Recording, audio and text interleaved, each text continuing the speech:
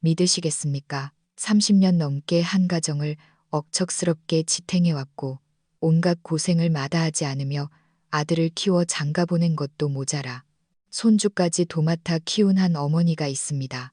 그런데 그 어머니가 가족이 모두 모여야 할 설날 밤 고작 세뱃돈 봉투 하나의 차이 때문에 친아들과 며느리에게 쫓겨나 차가운 눈보라 속으로 내몰렸습니다. 설마 세상에 그런 일이 있겠냐고 아무리 매정해도 고작 돈 몇 푼 때문에 천륜을 저버리겠냐고 반문하실지도 모릅니다. 하지만 현실은 상상보다 훨씬 잔혹했습니다. 그 단란해야 할 명절 밤. 어머니는 단순히 집에서 쫓겨난 것만이 아니었습니다. 지난 10년 동안 며느리의 가슴 속에 젤리를 틀고 있던 검은 원망이 비수가 되어 어머니의 심장을 찔렀기 때문입니다. 살을 내는 듯한 겨울바람 속에서 갈 곳을 잃고 마음마저 제 덩어리처럼 식어가던 그때 누구도 예상치 못한 일이 벌어졌습니다. 절망의 끝자락으로 떠밀리던 어머니의 주머니 속에 10살 배기 손자가 몰래 찔러 넣은 꼬깃꼬깃한 쪽지와 그 어떤 거액보다 무거운 효심이 들어 있었던 것입니다. 그 작은 쪽지 한 장은 부모의 가장 추악한 계산을 폭로했고 동시에 어머니가 절망을 딛고 일어설 유일한 희망이 되었습니다. 과연 그 쪽지엔 어떤 비밀이 숨겨져 있었을까요? 모든 핏줄의 정이 차가운 계산기로 변해버린 뒤 빈털터리로 쫓겨난 어머니는 어떻게 법이라는 무기를 쥐고 아들 부부를 심판하는 재판관으로 거듭날 수 있었을까요? 이제부터 그 시린 겨울밤의 이야기 속으로 여러분을 안내합니다.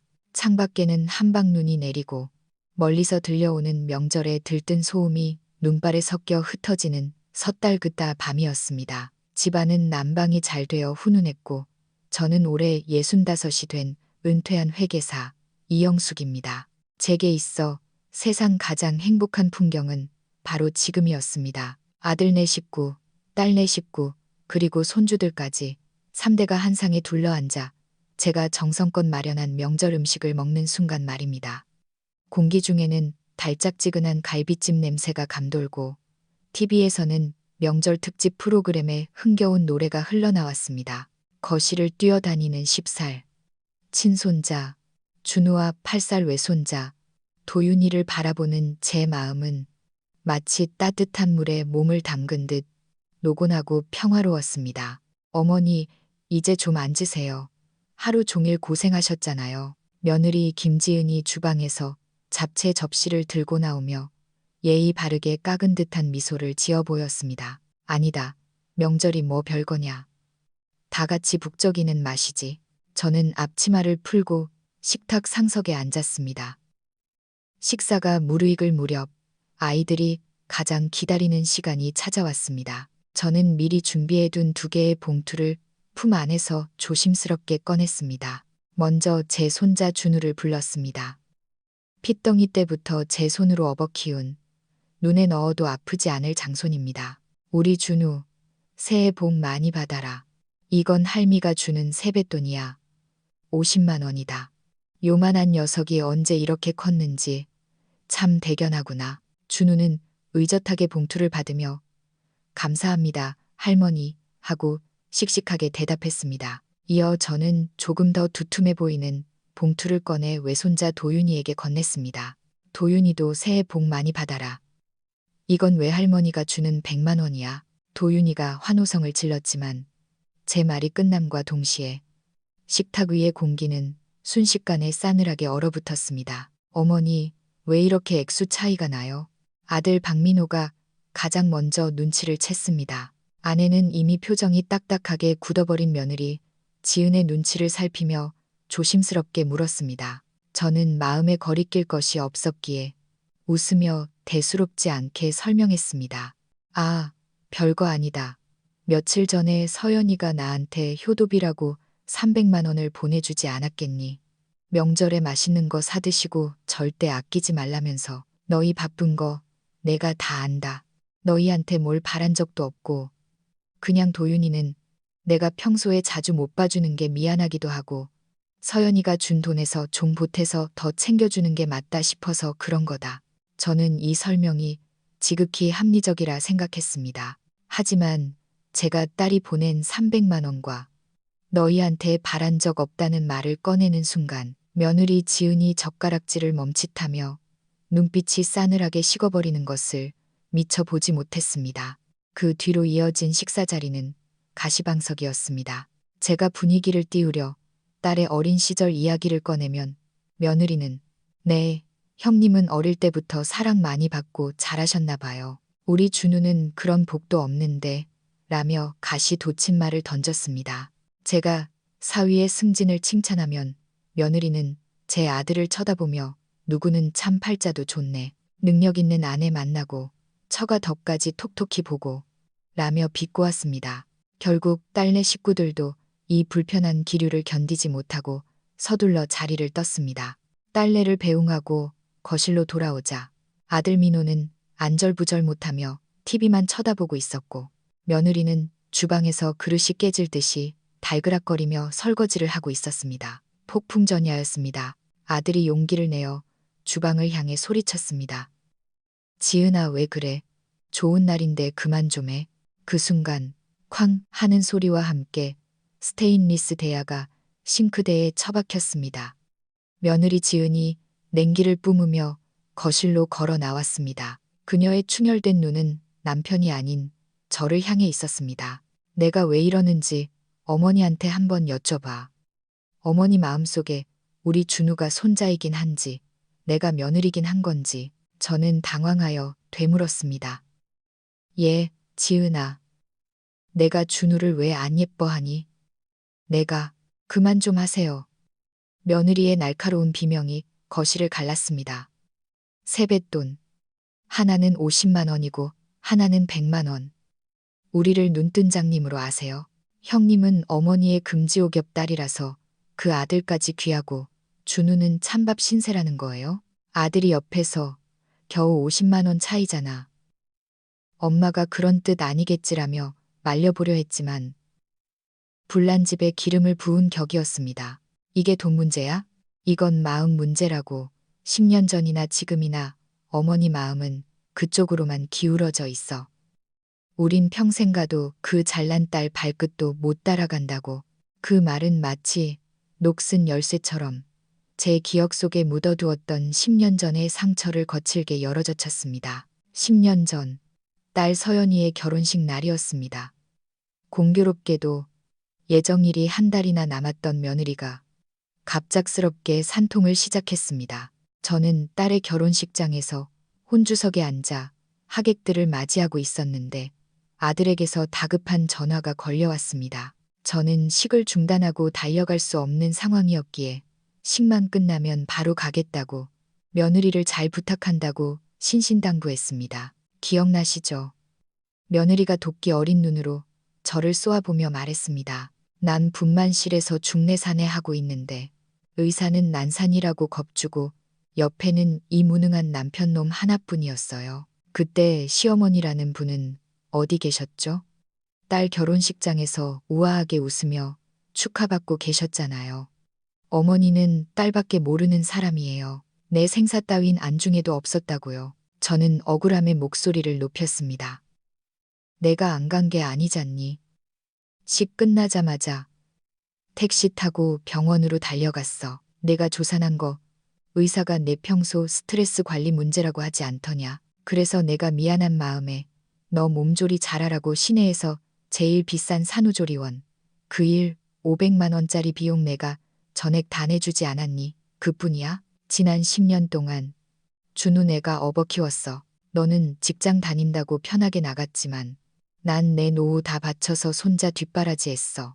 그런 건 왜 기억을 못하니? 하지만 제 해명은 그녀의 분노를 잠재우기는커녕 더욱 불타오르게 했습니다.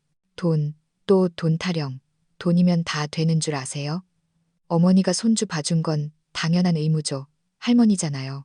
그때 내가 느낀 서러움, 돈으로 갚을 수 있을 것 같아요. 천만금을 줘도 못 갚아요.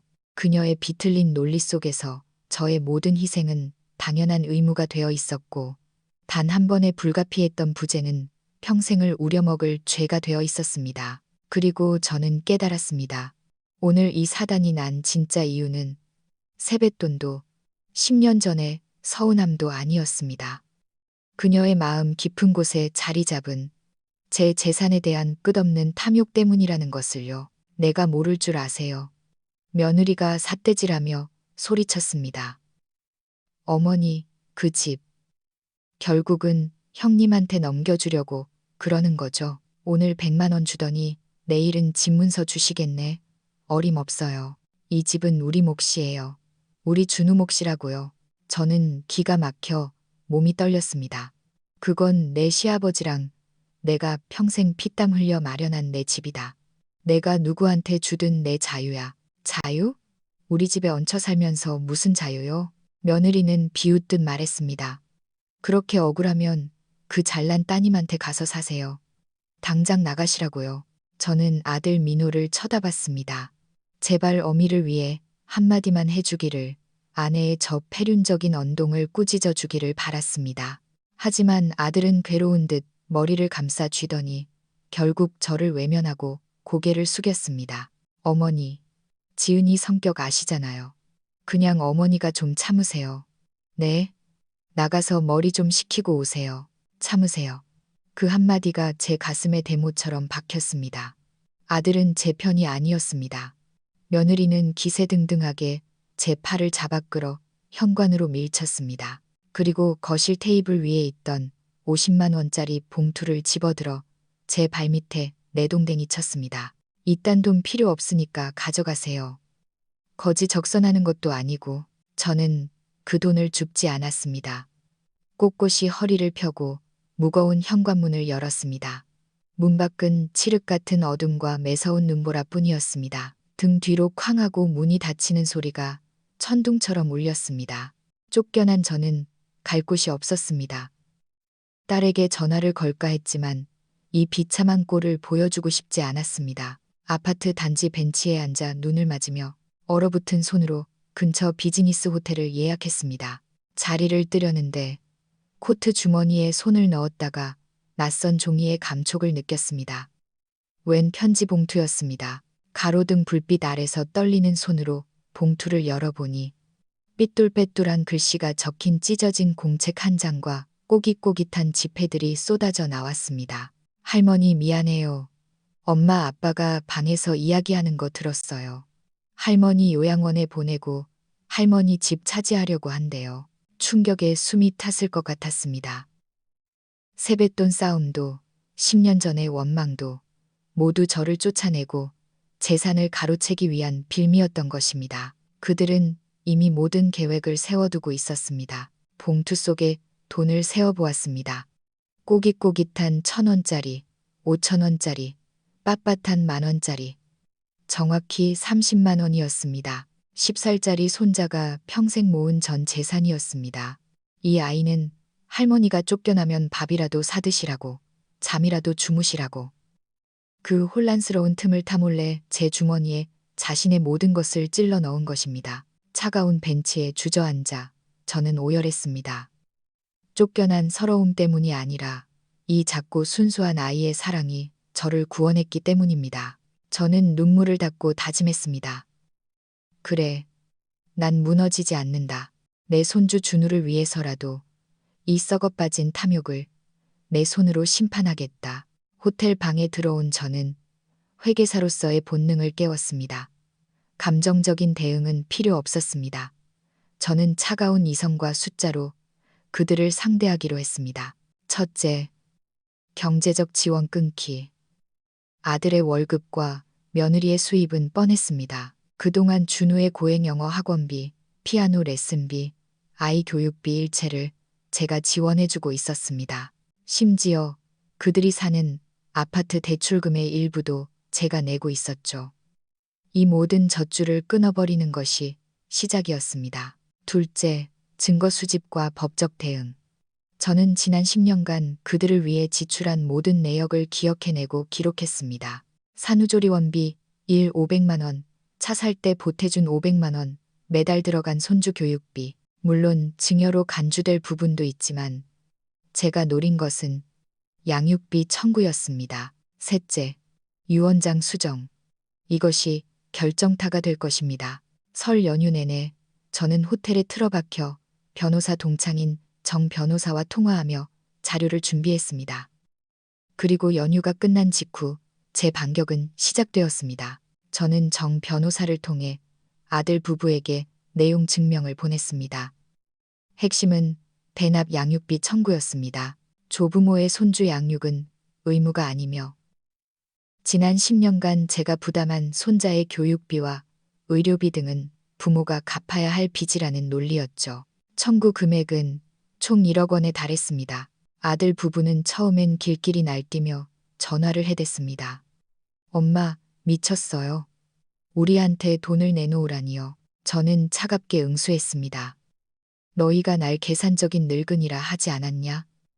그래서 나도 계산 좀 해봤다. 그리고 너희 집 대출금이랑 생활비 대주던 내 통장 다 동결시켰다.